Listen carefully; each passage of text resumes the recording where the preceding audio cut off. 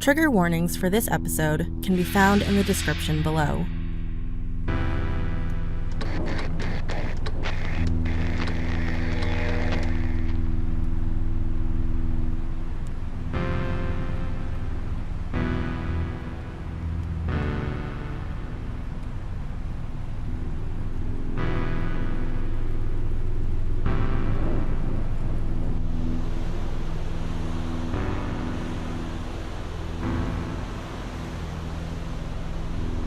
Leftovers at the End of the World, Episode 12, My Friend Francisco.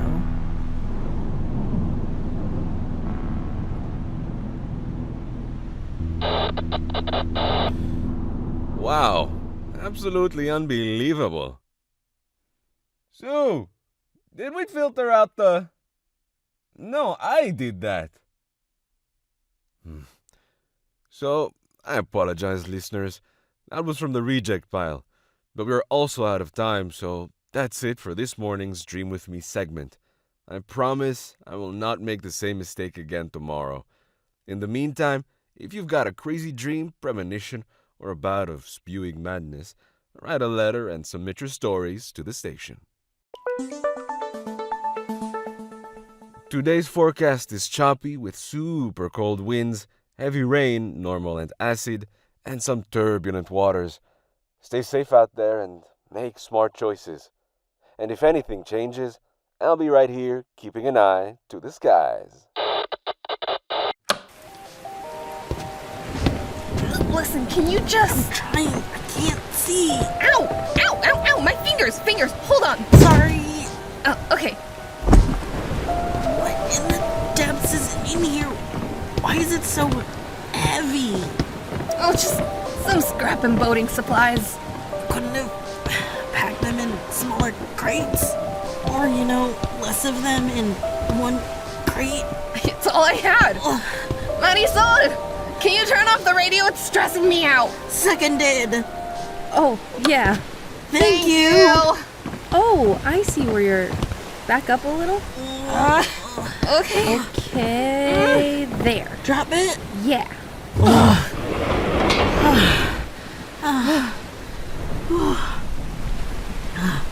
That was the last one, right? Right? Elena, please. Oh, no. Oh, no. Oh, no. Oh, this one. 8. Yep, that's it. How come Maria needs so many? I don't know. I didn't ask. That's usually my line. Will you be back for dinner? Maybe. Depends on if Maria's feeling chatty. Ooh, probably not, actually. That storm's brewing, and on top of that, there's that whirlpool to avoid. Even if we do manage to make it home before dark, we will definitely get caught in that storm. All right. Yeah, you can just come with us. I know, but I can't. I have to be responsible. That's right. You do. Just bring up the ramp when you're ready. Okay.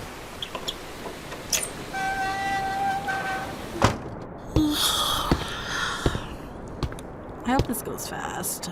I cannot wait to shower and lie down.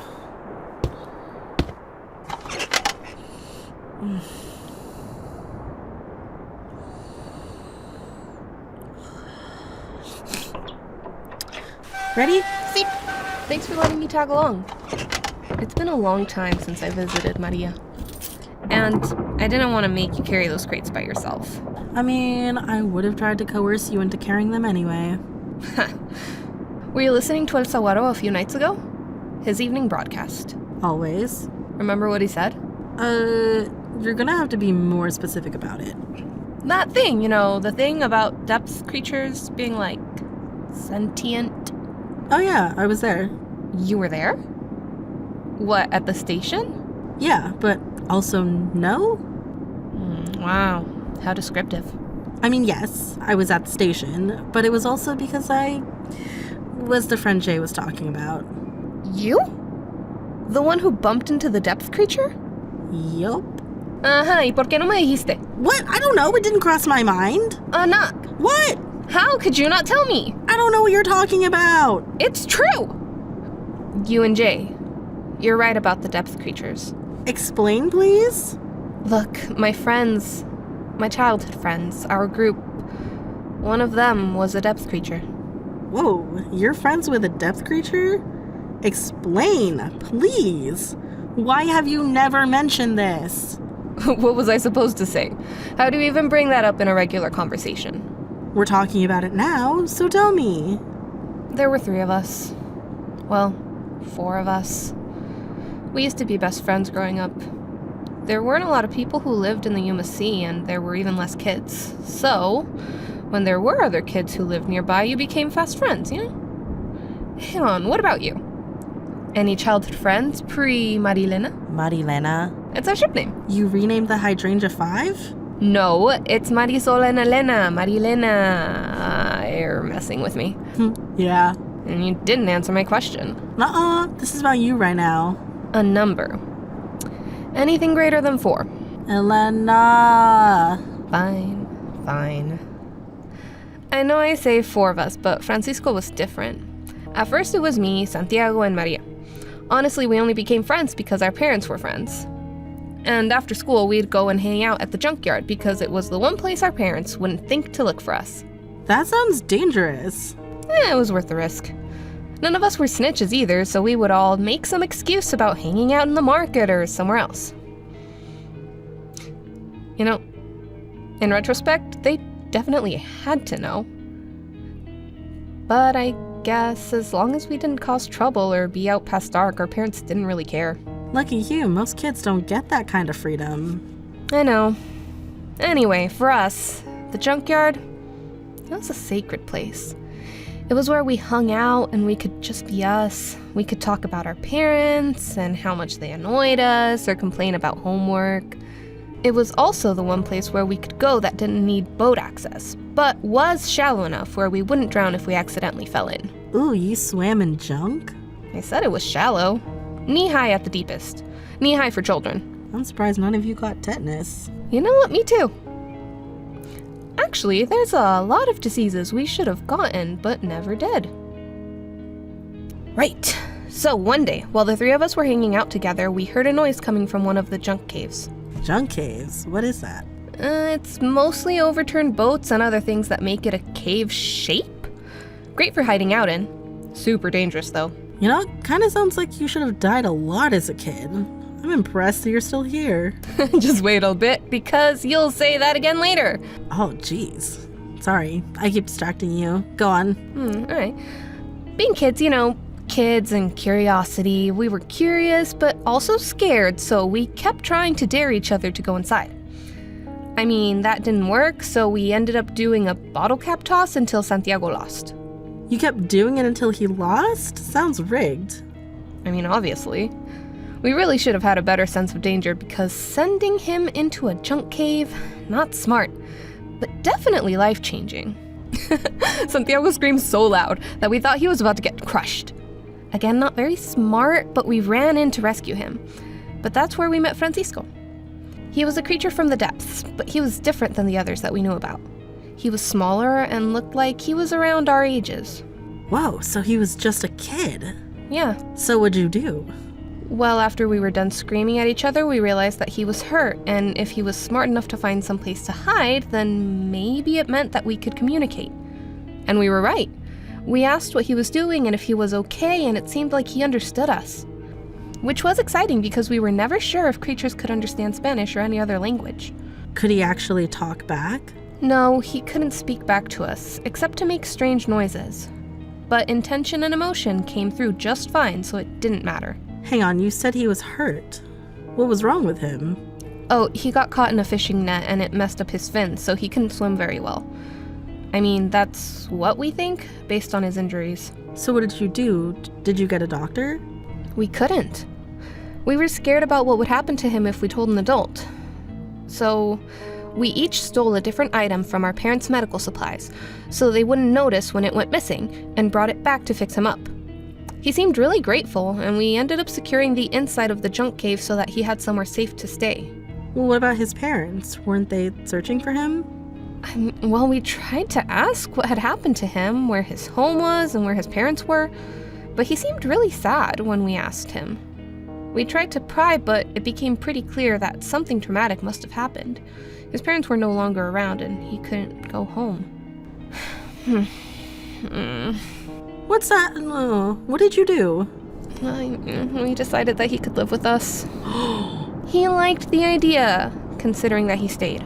Oh, okay, so this wasn't like a whole, you're a lost pet, so now you're mine situation? I didn't think of that. Well, I mean, it's not like we locked him in there. He could have left at any time. Anyway, he stayed. And eventually, the junk cave got decorated all cute, so it was like a proper home. Oh, that's nice. Oh, his name, is that... We called him Francisco because Santiago mentioned that he looked like a Francisco, and for the next few months, we would visit Francisco every single day. We would bring him food and have him do homework with us. Did he ever learn to speak? Or did you learn his language? Not really, for either of us. We tried to teach him Spanish, but it didn't really seem like he had a way to speak the way that we did. So we ended up learning some sign language, pointing at pictures or drawing, which worked really well. He could also read, which helped. Writing was a lot harder. Well, did you save any of the drawings? No, I wish I had. But at the time, I didn't think they were important. I wonder if they'll still be in the cave if you went back. After this long, I doubt it. But I am curious. I'm surprised no one found out about him. Honestly, yeah. The most disappointing part was that we had to hide Francisco because we knew our parents and the other kids wouldn't understand. We also didn't want the other kids to tell their parents because that would have been a whole nightmare. Yeah, all it takes is one kid, and that one kid's adult, to make things go salt up. Speaking from experience? Oh yeah, it's how my secret cured fish skin business got shut down in school. Aw, look at you, the little entrepreneur. Lasted for about 2 weeks before stupid Rebecca opened her mouth. Oh, it sounds like you still hate her. I had other beef with her, but that was part of it. So you never got caught? No, I mean, if we let it slip, we would pretend that Francisco was an imaginary friend. Other kids made fun of us for it, but none of us really cared. Francisco was our friend, and we wanted to protect him. You know, it's funny. As we all got to know who Francisco was, it never occurred to us that he was different. It didn't matter what he looked like or that he needed water to live. He liked playing games and hanging out with us.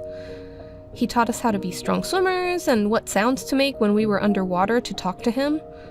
I still remember the first time Francisco laughed at some joke that Santiago made, and it hit me like we were really friends. That sounds nice. It was. But you know how it sometimes goes with friend groups. What do you mean? Some people develop closer relationships than with others. Like, Maria and I were always really close, so it didn't surprise me when Santiago and Francisco became closer than any of us. I think they were both trauma bonding over the loss of their parents. Closer as in... ¿Sabes? I don't know. That's not something I thought of as a kid. Maybe they did. Who knows? Did you guys have a falling out?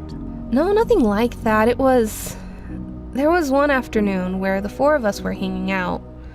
Maria mentioned how one of her older brothers wasn't friends with any of his childhood friends anymore.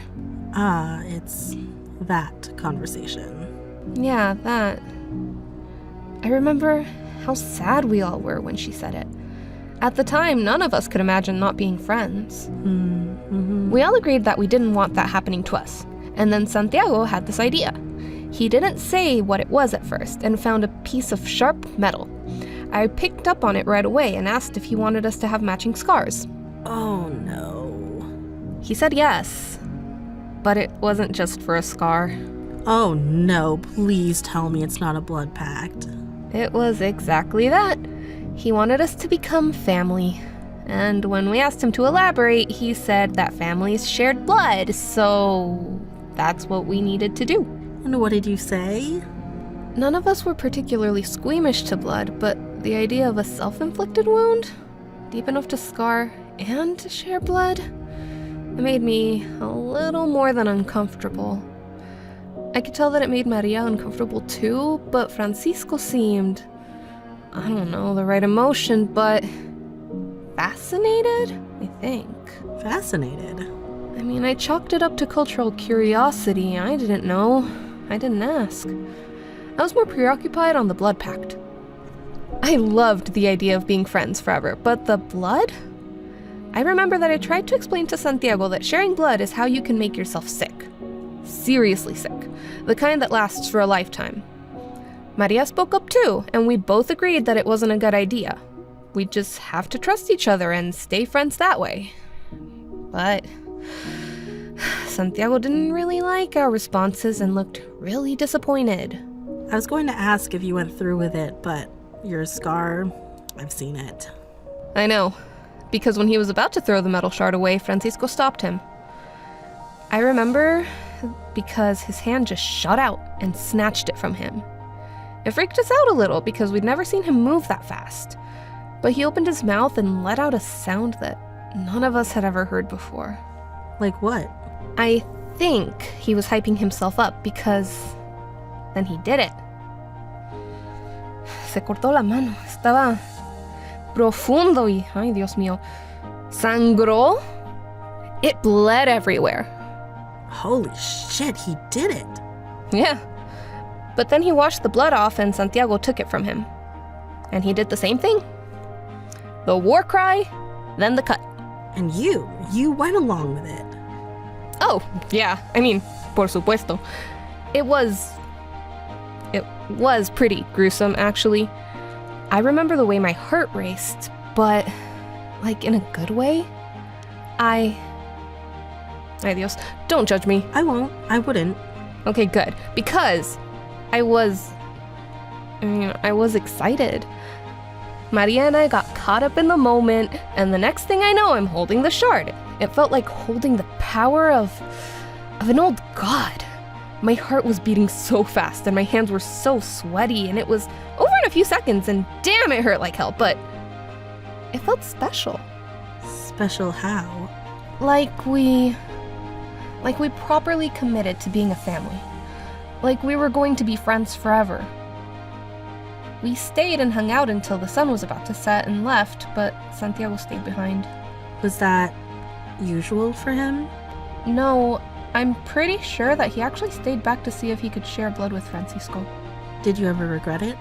Only for a minute, when my parents yelled at me for accidentally cutting myself because I was messing around on the docks. They told me I wasn't allowed on the docks until my cut healed, which was fine because I wasn't even there, but yeah. Even now, I still don't regret it. It reminds me of them. What changed, if anything changed? Santiago, he never showed up for school. Maria and I panicked because we thought he got sick from the metal, but then after school we went to his house and he wasn't there. So of course we headed over to the junkyard, but both he and Francisco weren't there. Maria and I hung around, but they didn't show. What happened? Did he get sick? When we got home that night, my parents, Maria's parents, and Santiago's tia were waiting for us. They were livid, because we weren't where we said we were, and they thought something bad had happened to us. But it turns out Santiago never came home. Oh no. They questioned us, but we couldn't say anything about Francisco. We just said the last time we saw him was the night before, after school. Could they tell you were hiding something? Thankfully, no. But sometimes I do wonder what would have happened if we'd said something. Sounds like they never found him. By the end of the week, the whole town was searching for him, but came up with nothing. And every day, Maria and I would head to the junkyard to see if he and Francisco were there, but they never were. For how long? A little less than a month, which is pretty long, but eventually they gave up the search for him. The town wanted to declare him dead, but Santiago's tia wouldn't let them. Yeah, I get that. Letting go is hard. Yeah, it is, isn't it? Maria and I, we were in denial for a long time. We didn't want to believe that Santiago and Francisco would leave without saying goodbye. I mean, what a dick move, especially after we made the whole blood pact to be friends forever. I didn't say it to Maria, but I kept going back to the junkyard with snacks and food to leave them, but it all just rotted. I'm sure your parents weren't too happy about food going missing. Please, they thought we had a pest problem. What happened to Maria? Did she ever help leave food? Maria and I didn't really hang out at the junkyard much after that.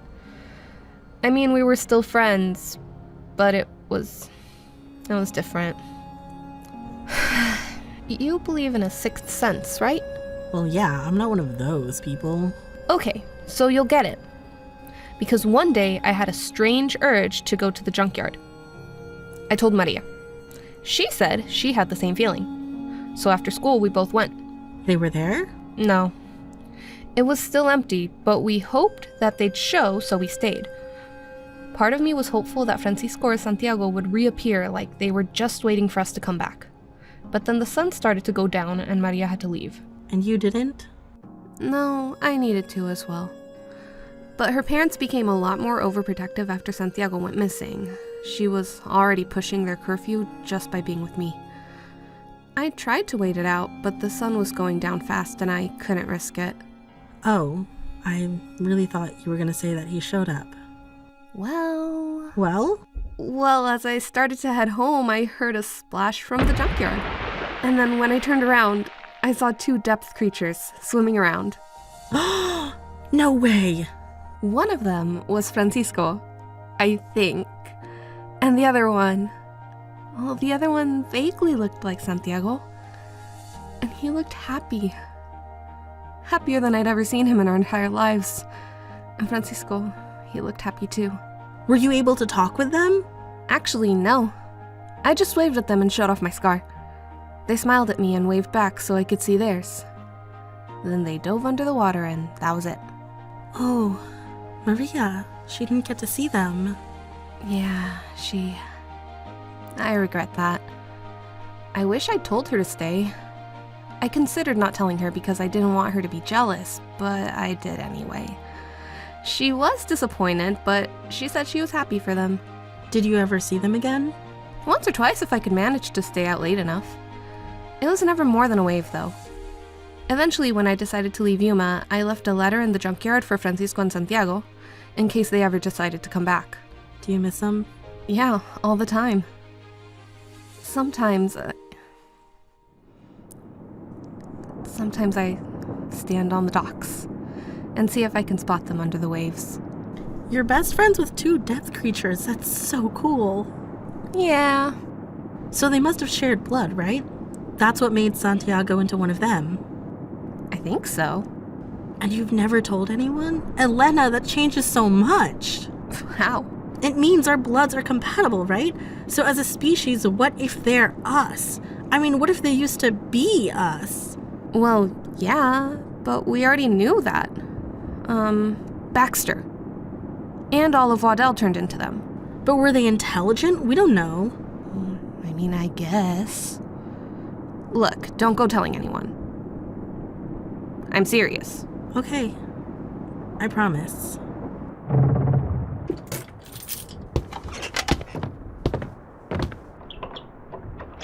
Oye! Maria! I'll help you unload, and you can introduce me. Deal. Hopefully we'll be done before Saguaro finishes his evening announcement. With 8 of those? No way. With that, we say a goodbye and a good riddance to those pesky buggers. Moving on to a fun little fact that I've recently learned. Did you know that when the ancient ones were around, you could go to food places and they would make you line up in their cars just to wait for food? And they just give it to you straight from a little window where other employees lived. Isn't that crazy? They used to force people to live in the buildings where they worked. I can't imagine being forced to work like that. Oh, I'm getting a message from Sue.